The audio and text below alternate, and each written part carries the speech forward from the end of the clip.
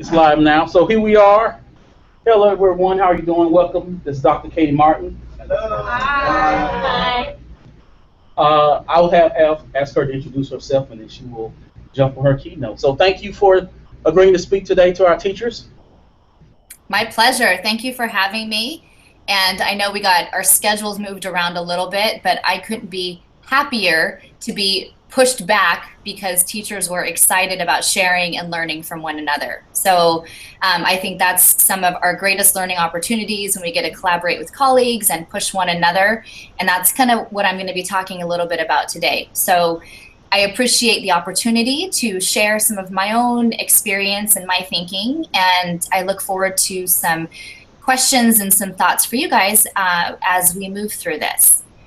So I'm going to turn on my, share my screen with you and share a little bit about me and then jump into this. So let's jump into that for a second. All right, can you guys see that?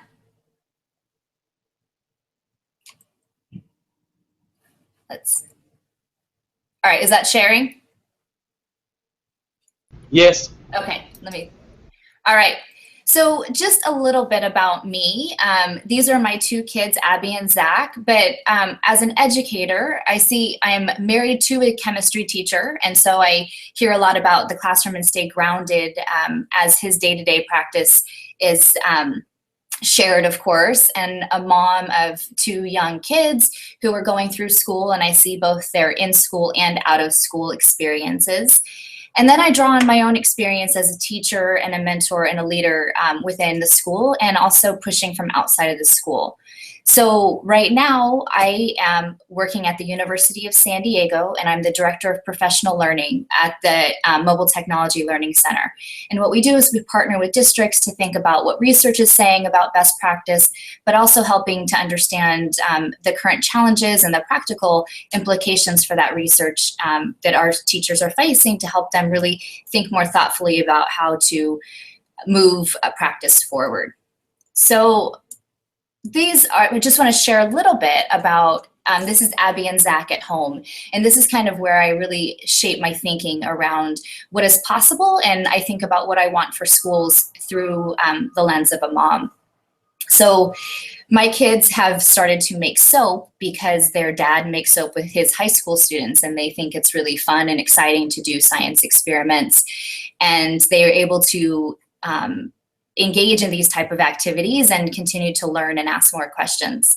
And recently we were reading stories about giraffes and bedtime, and my sons asked questions that I didn't really know the answers to. He was asking how the babies were born and how they were raised, and I didn't know. And he said, well, just Google it, Mom. And said, oh, okay. So I grabbed my phone and I found the answers to his questions. But it prompted more questions and more conversation, which I think was really exciting to me as a mom, but also as an educator to think about the possibilities that exist for our kids today. So when I think about this, I realize they don't really know any different. I mean, they've grown up with Netflix and YouTube, and they can find answers to questions they have. And the better questions they come up with, the better answers and interesting things that they can find out. So as they go to school, one of the things that I worry about as their mom is that I know as an educator, and I know from my experience in schools, that our system isn't necessarily set up to foster this type of learning. So a recent Gallup poll actually highlights this challenge that we face right now in education. And if you see this, you can see the graph at the 5th grade. A lot of our students begin, it says, in the last 7 days, I've learned something interesting at school. I've had fun at school, or I get to do what I do best every day.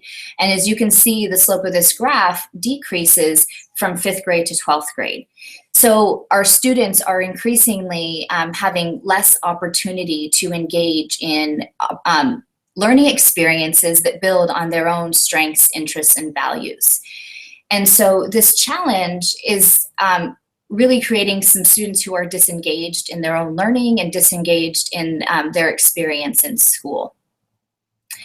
So I go and visit a lot of schools, and this is an example of this challenge when we see what that disengagement continues to look like. And so this is a 5th grade classroom, and as I walk in this classroom, the teacher is calling on each of the students one by one to memorize and identify each of the 50 states. And you can see that there's a desk full of worksheets. Excuse me, Dr. Martin? Yeah. The slides aren't advancing. Oh, okay. What slide do you see? What do you see right now? I see students in the class now. Okay, is it full screen? It is not. All right, so let me stop sharing and let me start sharing again.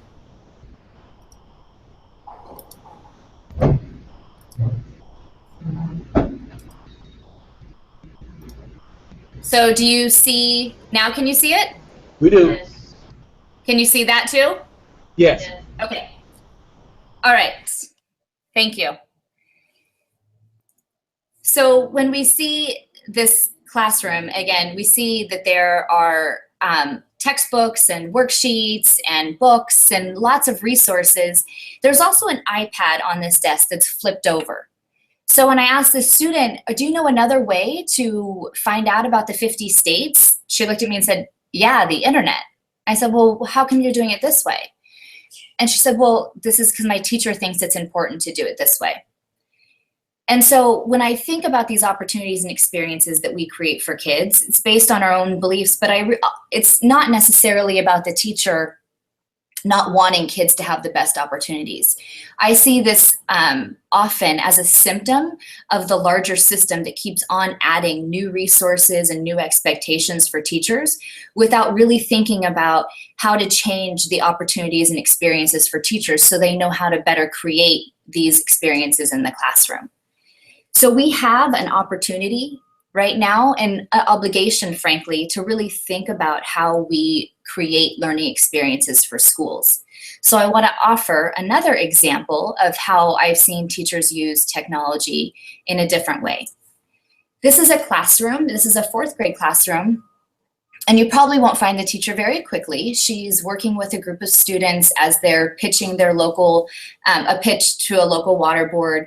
There's a group of students who are building a website, and another group of students is communicating with a local business.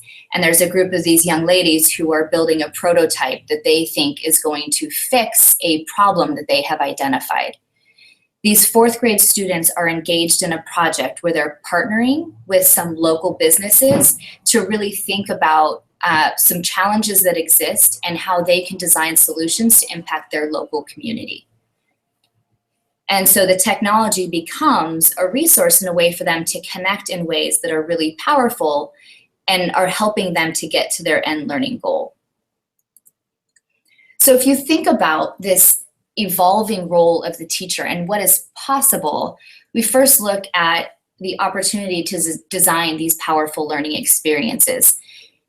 Given those 2 classrooms that we just visited, both of those classrooms were equipped with one-to-one devices for students to have access to information. Yet the opportunities and the experiences that are designed will create very different types of learners, workers, and citizens. So as we embrace this evolving role of the teacher, thinking as the teacher as a designer, that second classroom, the teacher did not really access that information from core curriculum or mandated curriculum or a textbook. She really had to look at her students and the community and figure out what was the best way to get to those learning goals, which takes a shift in how we typically think about designing learning experiences. Another aspect of this evolving role is really the community developer and teachers who really know their students and who develop this community of learners to help students interact with one another, to help them collaborate and communicate effectively, is important to help students not only work with their peers today, but how to think about in their future how they'll continue to work with peers both locally and globally.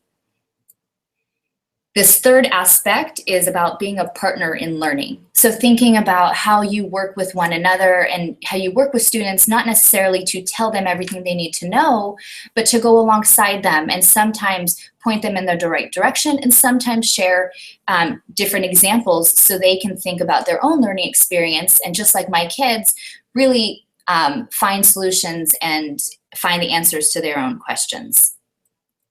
And this last one is a connector. The teacher really connecting kids within the class, connecting that community, but also connecting kids to experts in the field, connecting to partners or community members to help them think about the relevant and authentic aspects of their learning experiences. So as we move on to do this, there is a lot that we need to learn as teachers to really think about that changing role. If we are not going to expect different outcomes for our students, we need to really embrace this, this mentality and help teachers to create different experiences. So I use this graphic to think about learning as a process and not an event.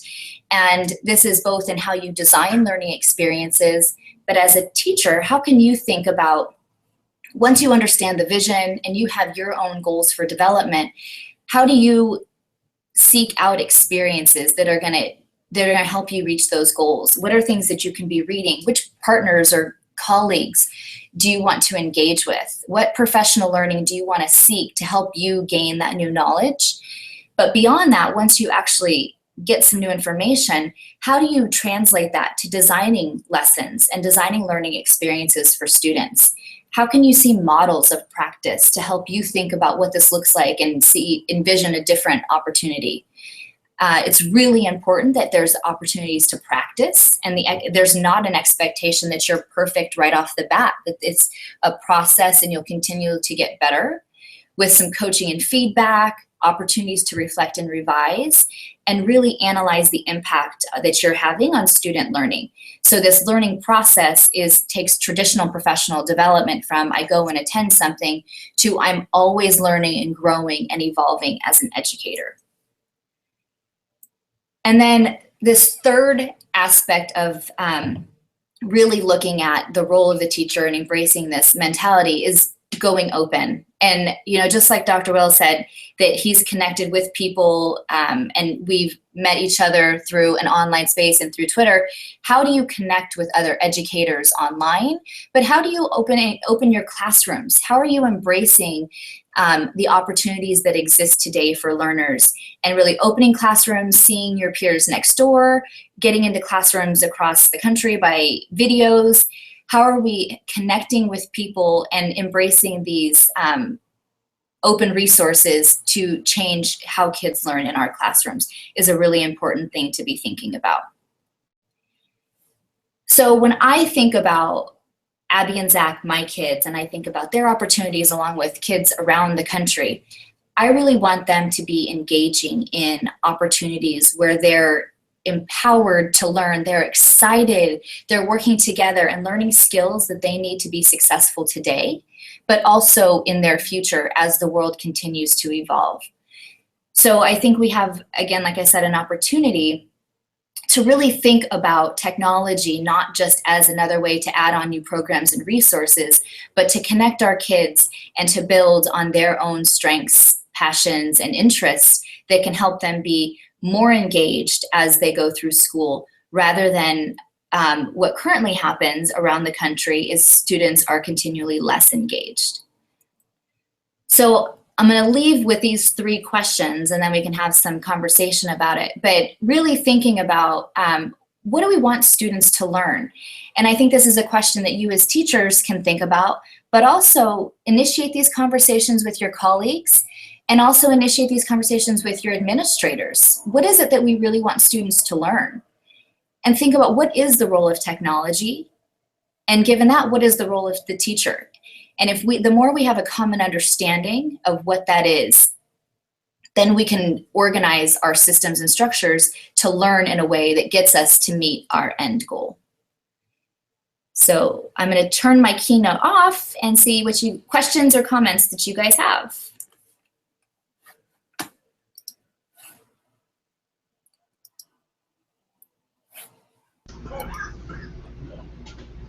Any questions? Thoughts? We have one. Please. I think I want to, I guess, kind of look at that question of what is the role of the teacher? From my position, I see the role of the teacher as a facilitator and using technology as a tool or a resource in the classroom. Absolutely. Yeah. So the teacher can facilitate those opportunities for kids to be connectors, to create that community, to really establish them to get to their learning goals. Absolutely. Yes. My question would be with the connectors, connecting to the community. The problem that I have with that is how do you connect it to the community and still stay on a good pace to teach all of the standards that are required for a year? So I think that's to that last question is the first thing is understanding what it is that you want students to learn and what do you value about what students learn. And I think that if we're really preparing kids for college and career, connecting with that community, the community partners should be able to help you meet those learning goals in a really authentic way. So figuring out what it is that the community needs and how that aligns with your standards is a really important intersection.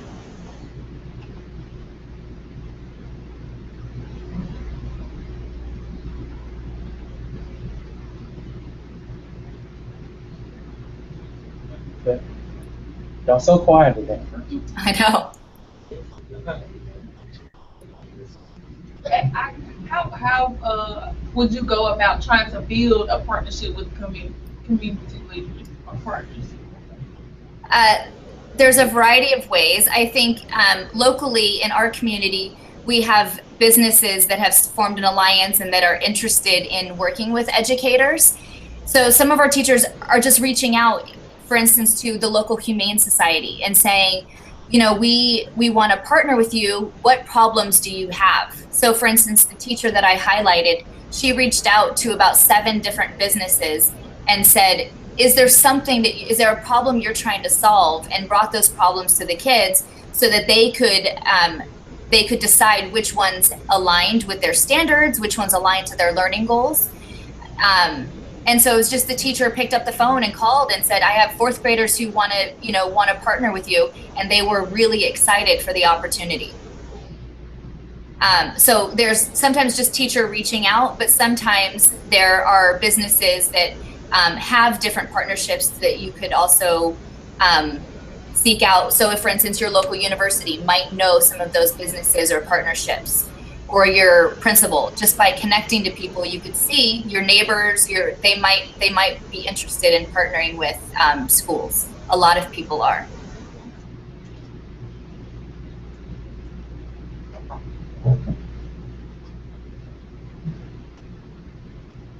Such a shy bunch today.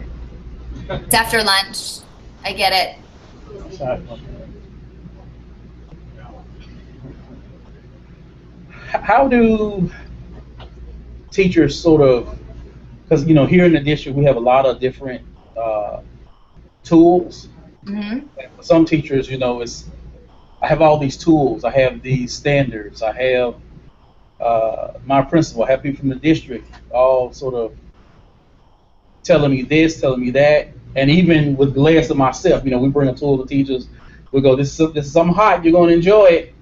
How do teachers cut through all of the noise to sort of figure out their own way?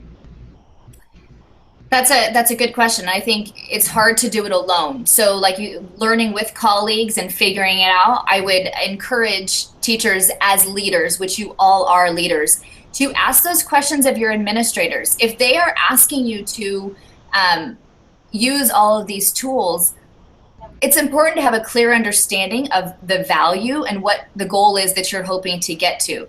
So really, as a school or as a district, having clarity around the role of these tools and is a good place to start. So once you have clarity around the role of the tools, then as a teacher, I think, as you were asking, that learning goal has to come first. So how are you getting to that learning goal? How are you reaching your standards in really authentic ways, and picking the tools to support it rather than just using all the tools because they're there. So it has to start with the learning experience and what you want students to know as a result. How about what's some of the best ways to design the curriculum? Because sometimes you get in the class and they don't have books for the class, but the best way to design curriculums for that particular subject matter that you teach for that year. Right. So there are lots of great models out there. There are some projects and some models, but if you think about designing that experience, I would start with what students are interested in. So you have to know your learning goals, but thinking about what are the big questions and what you want students to learn. Where can you bring in their interests, and where can you help them do some of that research? So a great example, if you have students, if you don't have a textbook, there's some online resources. If you have access, how can you structure the questions where students can find that information online? And then they can learn how to be critical users of the technology, but also find and evaluate relevant information. They're learning much more skills than just the content when they are the ones seeking answers to their questions, and then they're much more engaged and empowered in the process rather than just going through a textbook.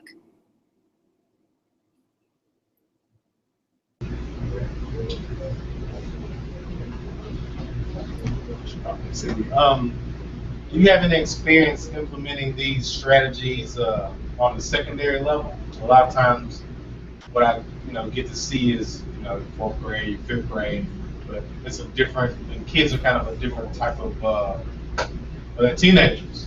They're teenagers. Yeah. I don't say animal. I want to go. But, yes. So I kind of want to. Do you have any experience implementing these technologies on that level? Maybe not making them as kiddish. Yeah. So, and good point. My husband is a 10th grade teacher, and I agree with you. They are different kids, and a lot of times they have a lot of different interests and distractions. So the way that he and his colleagues have really engaged in this is similar to the process I just said. Is outlining questions and creating groups of students to work together and kind of create or find information that they need to answer questions or based on the content, and really work together to create something that shows what they're learning. So for instance, my husband teaches chemistry. He has students who are making soap, like I showed with my kids. So they have to research how to make soap and what the chemical process is, but then they also have to create it and figure out the best way to market it and the best way to design. And they are engaged in that process as learners, but also working together with their community. So as they're using their Chromebooks or the tools that they have, they are there as a necessity to find out information, not that they have to go through a lesson step by step or go through the textbook. They're really seeking out the information for themselves as learners.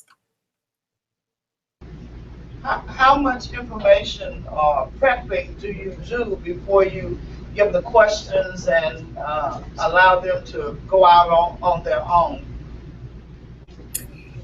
I think it's a great question, and it kind of depends on your students. Just like many lessons, I would probably say modeling is really important. One of the most effective strategies is really having teachers be learners first and model those type of strategies. So in one of my master's classes, I have teachers who do a 25-hour project on their own. They pick something they want to learn and have to seek out support from a community. They have to practice something, they have to reflect, they have to share their learning experience and set goals. And through that opportunity to be learners themselves, they then think about how to change opportunities for kids in their classes. So I don't think there's one right answer of how much preparation, but I do think that it's something that the more you can collaborate with peers and the more you can think about and create better questions, is a first step, but then modeling for students what it looks like, taking them through the process, talking about digital citizenship and talking about access to social media and how you're navigating online. Going through that with students is really important as a first step, and then kind of slowly setting up the parameters to help them be successful in that. So I don't know that there is an exact time. I think it's more of an ongoing process to scaffold, and based on the expertise and the experience of the learners, that would shift, and it might shift between classes and kids because of their own unique experiences.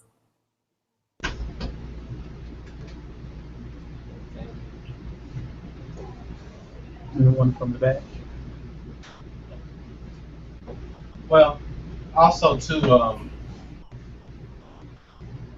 what types of, is technology as useful for students that are on the, I guess, lower end of the totem pole? Like I have some students I know I'll be seeing next year who have a lot of difficulty even crafting strong sentences.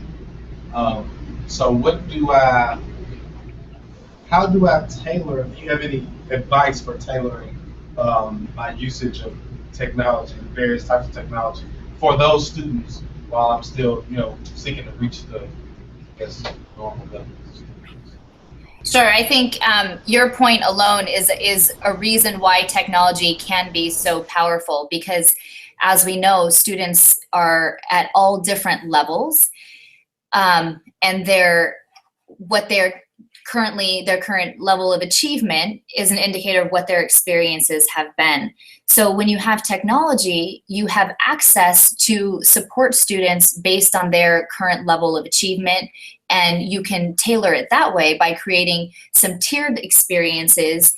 And I would still say, we know, and I've seen a lot, that our expectations of kids really impacts what they do in the classroom. And so students who typically think, no one expects me to do this, they're not motivated or engaged, I would say first think about our own expectations of students, and then how can we create experiences that tap into their strengths, because they have a variety of strengths.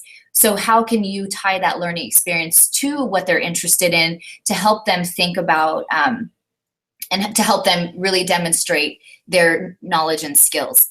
So again, with technology, you can diversify that, and it might be reading different types of texts or watching videos. There's some text-enabled dictation, which allows kids to speak and have the text come rather than just type it. And so you can think about kids creating videos, maybe that rather than writing an essay. So their products could be different based on what they're interested in. And I think from my experience, I've seen students really shine when they have opportunities and they have high expectations, but some different paths to get there.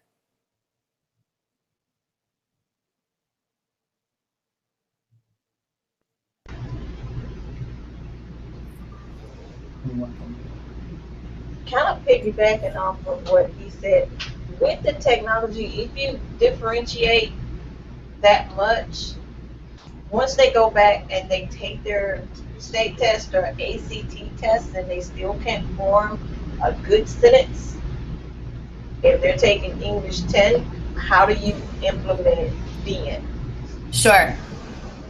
So if you think about the end goal, like you said, we want students to complete sentences, we want them to be effective writers. What I've seen is when students have that authentic audience. So for instance, if they're writing something that their peers are going to see, if they're writing a blog entry and they're reflecting on something, when they start writing and they have incomplete sentences and they're realizing their peers and their teachers that someone's going to see it beyond the teacher, it heightens that level of accountability and it makes people think differently. So then what are the structures in place that you can put to allow students to create those strong sentences and to craft an argument that you're going to help them get there, so that when their peers or whoever sees their blog entry, now there's a reason to do it, because it's not just going in the teacher's grade book or sitting in a pile, but this is going out for people to see, and actually it's tied to the individual. So that level of accountability along with motivation and the empowerment to do something, is a first step to helping students see the relevance and the authenticity of that task, which helps a lot. So not saying that just a blog is going to make students create a better sentence, but that authenticity will create an opportunity to allow for some feedback and to allow for students to be engaged in that process of wanting to shape their writing so that it can be something they're proud of putting out to other people. And to add to that, I think like a school newspaper kind of gave those children that had those problems, other child or one of his peers to be an editor or peer-to-peer editing. That's one of the ways that help students learn. I love that. What a great example.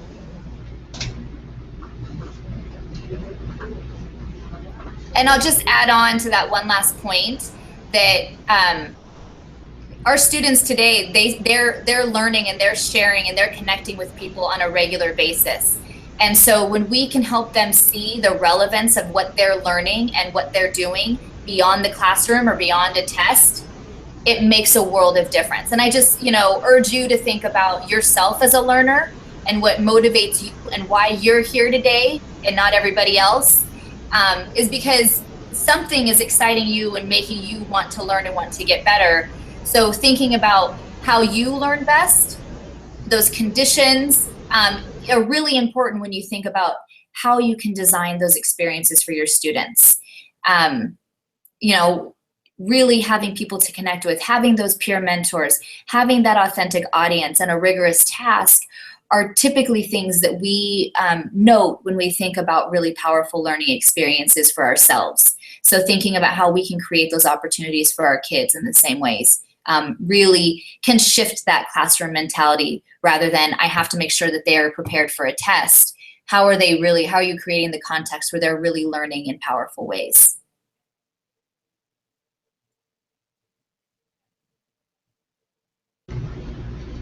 One last question. Anyone? All right. Well, thank you again, Dr. Martin, for Thank you. Sharing your time. Thank you. All right. Have a great summer. You're welcome. Bye. Bye.